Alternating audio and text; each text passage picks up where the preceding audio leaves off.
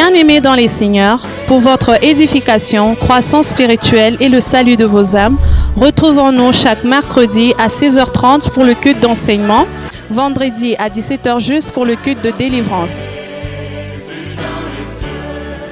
et chaque dimanche de 7h juste à 10h juste pour le premier service et de 10h30 à 13h juste pour le second service.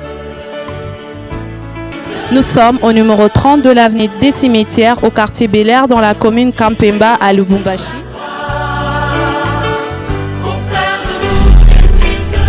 Cordial bienvenue à l'église Bread of Life Congo, paroisse mère, et que Dieu vous bénisse.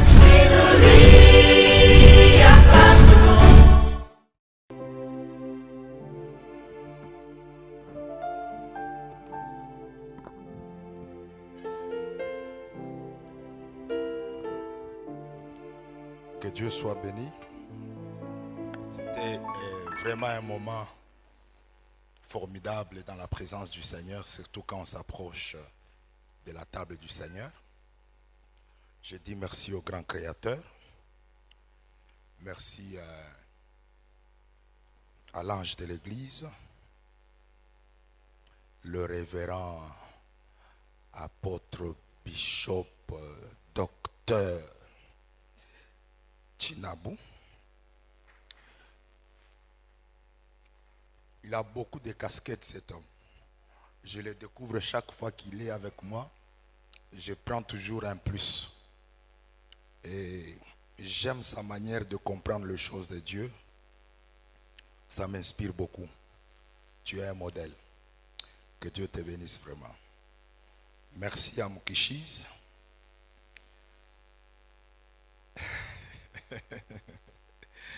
Mulikuwa kia bene onakuya bale barilofa musimena bata comprendre le langage. Mulikuwa kia bene onakuya. Merci à vous qui êtes là, parce que sans vous nous ne parlerons à personne. Ce matin je ne serai pas trop long, c'est un dimanche de résurrection. Alors nous voulons prendre quelques minutes seulement pour communiquer la pensée. On va nous prendre le livre de Jean chapitre 20. On commence par le premier verset.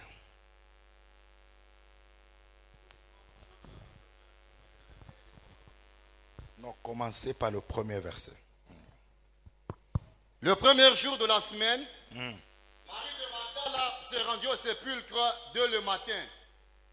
Comme il faisait encore obscur, et elle vit que la pierre était au hauteur du sépulcre. Et leur dit, Qu'est-ce qu'il dit? ils ont enlevé du sépulcre le Seigneur, et nous ne savons où ils l'ont mis. Continuez.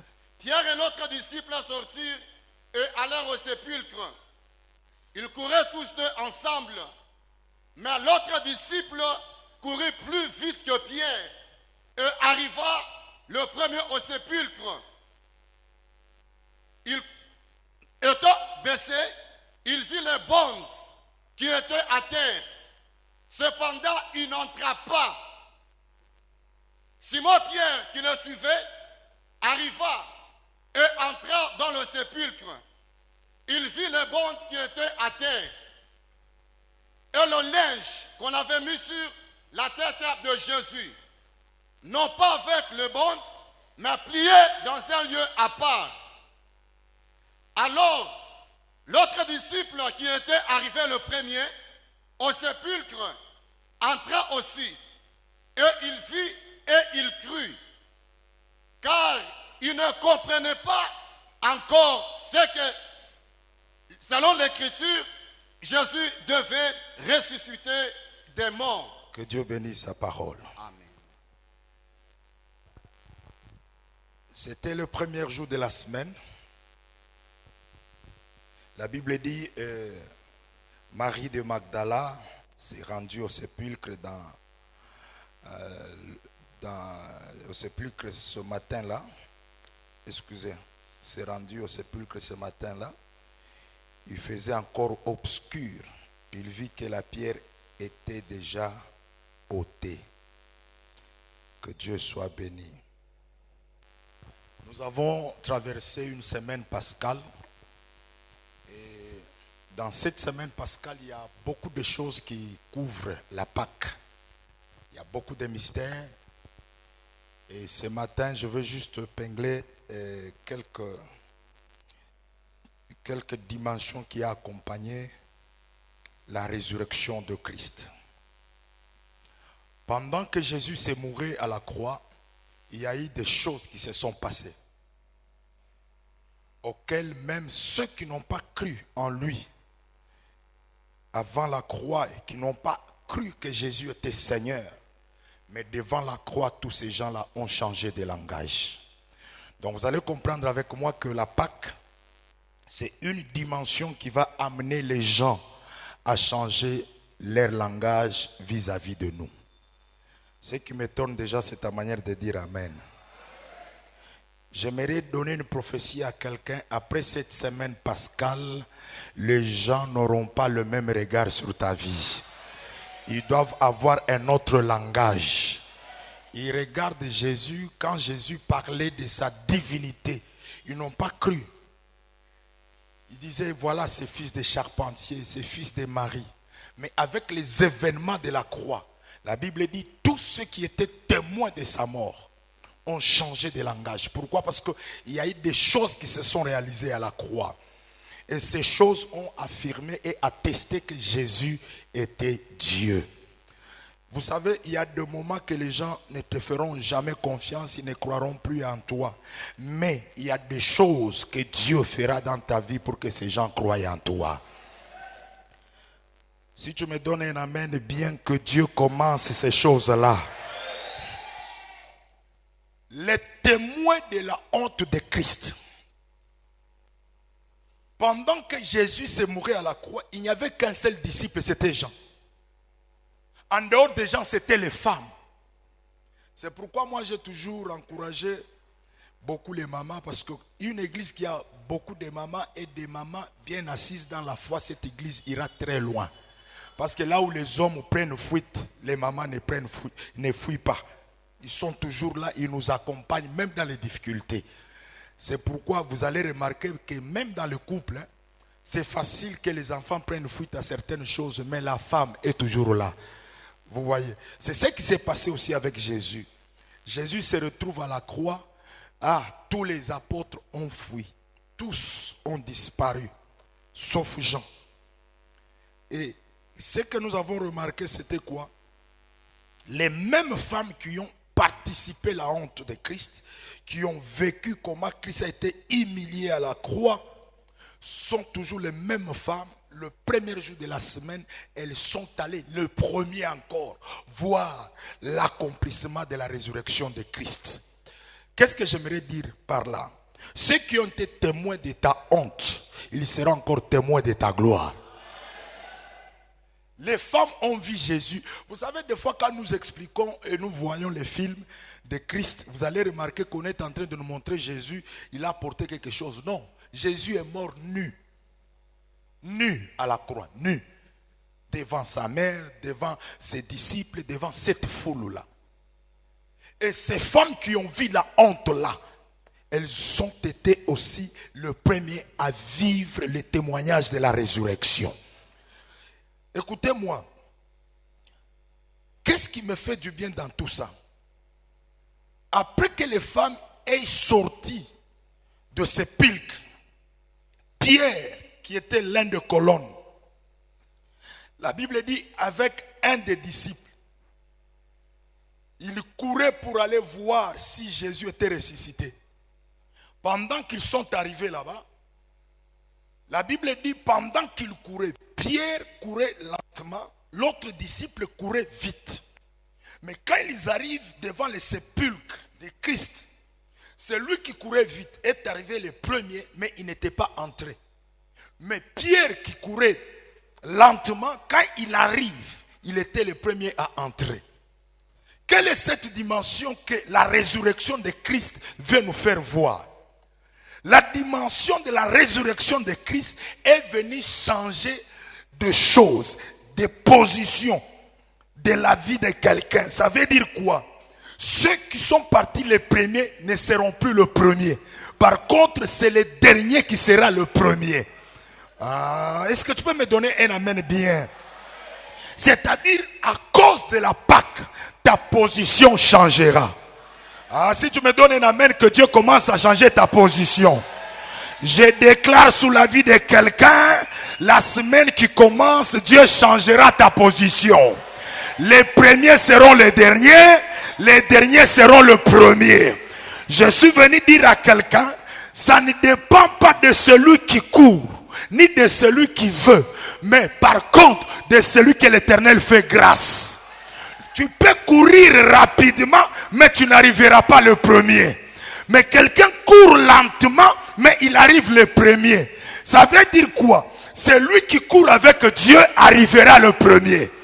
Si tu me donnes un amen, je t'amène plus loin. Un jour, c'était Élie. Il monte sous la montagne avec Akab parce qu'il y avait la sécheresse. La pluie a cessé de tomber pendant 3 ans et demi. Quand il est monté à la croix et plutôt à la montagne pour prier, la Bible dit, Élie regarde le roi Akab, il dit, j'entends un bruit. Quel était ce bruit-là? Le bruit de la pluie, ou qui annonçait la pluie. Il dit à Akab, attelle ton chevreau et rentre à Jezreel. Le roi descendit, il prend son chevreau et il descendit à Jezreel. Lui, Élie, est resté à la montagne en train de prier. Mais la Bible nous dit ceci. Quand le roi entrait à Jezreel, il constate que Élie était déjà dans la ville. Il est passé par où? Écoutez, celui qui court avec Dieu, Dieu a plusieurs chemins par lesquels il le fera passer. Même si quelqu'un est parti le premier, il n'arrivera pas le premier. Toi, reste dans la prière te donnera de la vitesse. Donne-moi un amen, que Dieu te bénisse. Qu'est-ce qu'on constate? Avant la résurrection, on pouvait arrêter Jésus, le saisir, toucher ses vêtements, les déchirer. On l'a même déshabillé, on l'a laissé nu. La Bible dit, on a tiré ses vêtements au sort et on a déchiré sa tunique. Mais regardez qu'est-ce qui se passe. Quand Pierre arrive, il constate que il n'y avait que le linge. Or, le linge ne faisait pas partie des vêtements de Christ. C'était les hommes, selon leur coutume, qu'ils ont fait cela sous le corps de Christ.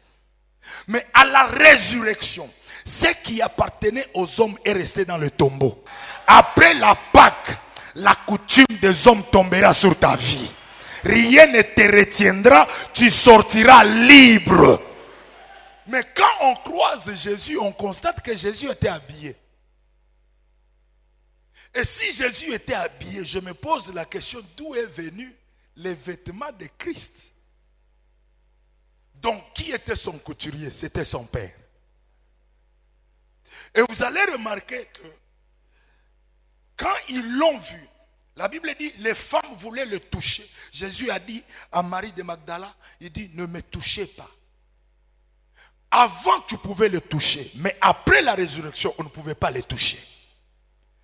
J'aimerais dire à quelqu'un, avec la Sainte Seine, qui est le repas du Seigneur que tu viens de manger aujourd'hui, avec la dimension pascale, ceux qui pouvaient te toucher avant, après ces cultes, ils ne te toucheront plus encore. Tu deviens un intouchable. Quiconque osera te toucher croisera ton Dieu. Pourquoi? Parce que tu es passé de la mort à la vie, identifié à un mystère. Depuis dunia iku dunia, nana shako naga banaloka mufu. Mufu tu na muloka. Par contre, mufu jua nongo peshanaka. Ataka marikuwa ni mkubwa yako au myombako anakufa hapo unaanza kumongopa. Pourquoi? Parce que un mort incarne un pouvoir. Et un pouvoir extraordinaire. Or, la mort de Christ, qui est tout un mystère, est passée par beaucoup de mystères. Et parmi ces mystères, vous allez comprendre pourquoi la Bible parle de l'énigme de Samson. La Bible dit, du plus fort sort le plus doux. De celui qui mange sort ce qui se mange. Cette énigme parle de Christ. Qui est le plus fort? C'est le lion. Qui est le plus doux? C'est le miel. Or, quand vous prenez cette dimension, je vais vous amener encore plus loin. Vous allez comprendre que Samson veut dire petit soleil. Or, quand Christ vient, la Bible dit, il est le soleil de justice. C'est-à-dire le grand soleil. S'il est le grand soleil, c'est-à-dire il est le grand Samson. Or, si le pain n'est pas brisé comme ça a été fait ici, vous comprenez, il n'y aura pas ce qui se mange. Pour se manger, il faut que le pain soit brisé. Or, le pain brisé, c'est la mort du lion. Quand le lion meurt, c'est alors que le miel apparaîtra. Or, le miel, c'est la dimension de la grâce. La grâce ne peut pas apparaître si Jésus ne passe pas par la mort. C'est pourquoi la mort de Christ, c'est la clé qui t'ouvre la porte de la grâce. Parce qu'il est mort, que tu le veuilles ou pas, tu vivras la grâce de l'Éternel. La grâce, elle est grâce pour celui qui l'accepte comme grâce. Et quand la grâce arrive, la condamnation tombe. C'est pourquoi la Bible dit, il n'y a point de condamnation pour ceux qui sont en Jésus-Christ. Et vous allez remarquer que une femme prostituée est condamnée, mais quand Christ arrive, la condamnation tombe. Pourquoi? Parce que la présence de Christ était déjà la présence de la grâce. Que Dieu te fasse grâce cette année.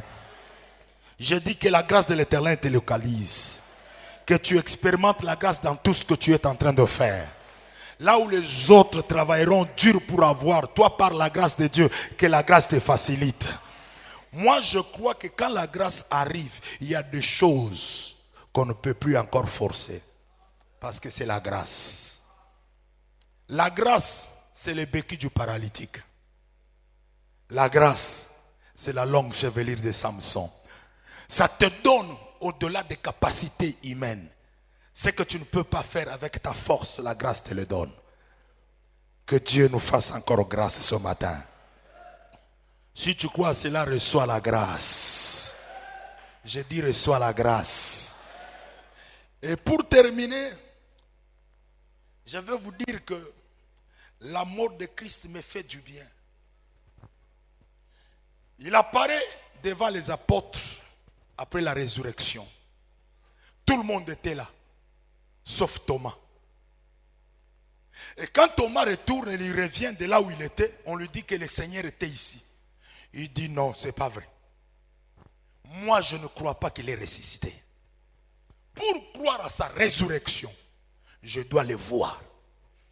Je dois toucher les stigmates de son corps. Là où il y a les cicatrices de ses plaies, je vois, je touche. C'est alors que moi, Thomas, je croirais que Jésus est ressuscité. Très souvent, les gens disent, Thomas est comme biche. Mais moi, j'ai toujours compris Thomas à une autre dimension. Tu n'es pas obligé à croire seulement au témoignage des autres. Mais tu as droit aussi de vivre tes propres témoignages. C'est pourquoi avec la dimension pascale, que Dieu t'introduise dans les témoignages. Que ta vie personnelle devienne un témoignage. Parce qu'il a refusé, le Seigneur a compris là où il était parce qu'il est Dieu, il est l'omniscient, l'omnipotent, l'omniprésent. Même quand il était absent, il était là. Il a compris que si je traîne, Thomas risque de dévier tout le monde là-bas. Je dois aller. Cette fois-là, pas pour tout le monde, mais seulement pour Thomas. J'aimerais dire à quelqu'un que la dimension pascale amène Dieu à une visitation individuelle, personnelle. Tu n'as pas besoin de vivre dans la mêlée de tout le monde, mais que Dieu t'introduise dans une dimension individuelle. Si tu crois à cela, reçois cela au nom de Jésus. Jésus apparaît uniquement pour Thomas. Maintenant, quand il arrive, écoutez, les autres l'ont vu entrer et sortir par la porte. Mais Thomas, sa visitation était spéciale. Jésus arrive, il ne passe pas par la porte, mais il passe par les murs. Angaria, Dieu va te visiter d'une manière surnaturelle. Écoutez, il y a un miracle qui viendra dans ta vie qui ne passera pas par la porte de tout le monde. Tu ne m'as pas encore compris. Ta bénédiction ne sera pas égale à la bénédiction de ton voisin. J'ai dit ton élévation n'aura pas la même couleur que la bénédiction de ton voisin. Toi, tu as une bénédiction spéciale qui ne sera pas semblable aux autres, mais qui sera unique à son genre. Si tu dis Amen, que le surnaturel te visite. Je crois et je confesse sous la vie de quelqu'un que la saison est arrivée. Tu n'achèteras pas les véhicules comme tous les véhicules. S'il y a des véhicules japonais, il y a aussi des new pump où tu peux entrer, tu prends les sachets, tu ouvres. Pas comme tout le monde. Si tu crois à cela, reçois cela au nom de Jésus. Le temps est arrivé. Tu n'es pas obligé de vivre une bénédiction comme la bénédiction de ton voisin. Tu dois vivre une bénédiction personnelle. Regarde. Il passe par les murs. Et quand il passe, il se retrouve devant les apôtres. Jésus ne voit ni Pierre. Il ne voit ni Matthieu, ni Marc. Il voit que Thomas. Pour dire à tout le monde que je ne suis pas venu pour vous. Je suis venu uniquement pour Thomas. Il dit Thomas, me voici. J'aimerais dire à quelqu'un, quel que soit le nombre de femmes, reçois une visitation personnelle. Sois sélectionné parmi les gens que Dieu va visiter cette année. Il arrive, il dit Thomas, me voici. Touche-moi. Thomas a dit, je ne touche pas. Pourquoi? Parce que c'était une visitation extraordinaire. Angaria, Mungu akusurprendre imwaka. Minasa Mungu akushutushe imwaka. Que tu sois visité d'une manière personnelle. Et quand Jésus le voit, Thomas n'a pas touché. Maintenant, écoutez, c'est là où les gens disent, Thomas Boubichounon, c'est ça qu'on a fait. Or, la foi, c'est aussi une expérience personnelle avec Dieu. L'expérience de Matthieu, de Pierre, n'est pas l'expérience de Thomas. Vous allez comprendre que Thomas avait toujours des dimensions compliquées. Jésus explique, il dit, celui qui me voit moi, voit les pères. Thomas dit, Seigneur, tu nous as beaucoup parlé de ton père là. Mais montre-nous les pères, cela nous suffit. Vous comprenez? C'est-à-dire, lui, il voulait toujours comprendre au-delà des autres. Angaria, ushibakire ma dimension avant tout beauté. Mina so shibakire ma dimension avant tout beauté. Mais Mungu akupatie une dimension personnelle. Si tu crois à cela, que cette dimension pascale t'introduise dans une dimension personnelle. Moi, je crois qu'après cette semaine, le témoignage t'accompagnera. Le témoignage sera attaché à ta vie. Ta vie deviendra un témoignage. Ce que tu n'as pas vu et touché auparavant, après cette semaine, tu le toucheras, tu le vivras. Au nom de Jésus, que Dieu bénisse sa parole.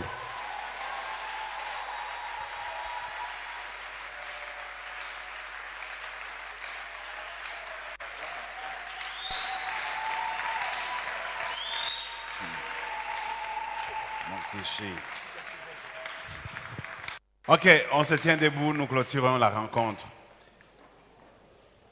Que l'amour de Dieu le Père et la grâce de notre Seigneur Jésus-Christ, en communion avec le Saint-Esprit, soit notre partage et nous accompagne toute la semaine. Et que cette Pâque qui vient de commencer aujourd'hui ne s'arrête pas seulement à la fin de ces cultes. Et que tu vives la Pâque demain, après-demain, jusqu'à la fin de cette année, que ce soit pour toi la Pâque. Sois béni au nom de Jésus et allons dans la paix du Seigneur. Que Dieu nous bénisse.